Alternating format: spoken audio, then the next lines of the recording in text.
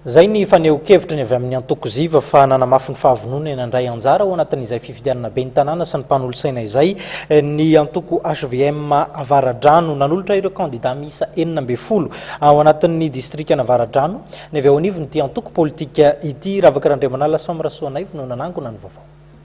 Candidat miisa 40 no atolotry ny HVM ao amin'ny distrikana Avaradrano mandritra ny fifidianana ho tanterahana miraika amin'ny 30 Jolay ho avy zao. Ho azy ireo manamora ny fanangonana ny antota taratasy ilainy ireo candidat, ny fanemorana ny daty farany andraisana ireo antota taratasy ho amin'ny 15 May ho avy zao. Vonona hiatrika fifidianana ny ekipa n'ity antoko ny filoham-pirenena ity raha ny eo anivon'ny distrikana Avaradrano no resahana. Ary zao dia mariky mihitsy ny fahavononana satria dia niara-nametraka dossier zao eto amin'ny OVEC zay ireo, ary zao koa ny taratry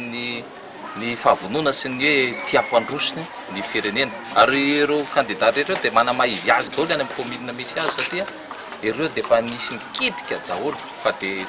toteny moa izy ireo ary tokapo HVM ihany. Didim-panjakana efa noraisiny fitondram-panjakana ny fandaminana mikasika ny bileta tokana izay tsy asiana sarina anaran'ny candidat mandritra ny fifidianana be ny tanàna ary verina ho ny HVM Avaradrano fa tsy azo itsivalana an'izany. Eny raha naheno an'iny tokoa aloha dia raha ny tena fahavonona anay kosa aloha dia iseho sary ary indrindra iseho anarana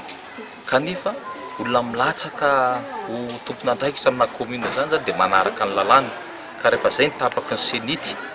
dia manaraka an'izay zany ny HVM distrikana Avaradrano rehetra, ny candidat rehetra manatanteraka izay baiko zay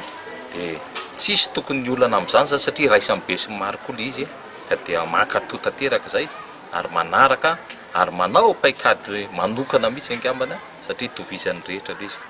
Taorina ny Ankadikely Lafy sy Sabotsina Mehana dia anjaran'ny candidat ny antoko HVM ao amin'ny commune fiaferana indray no nanatitra ny antota taratasy ny teto amin'ny OVEC Nanisana androany.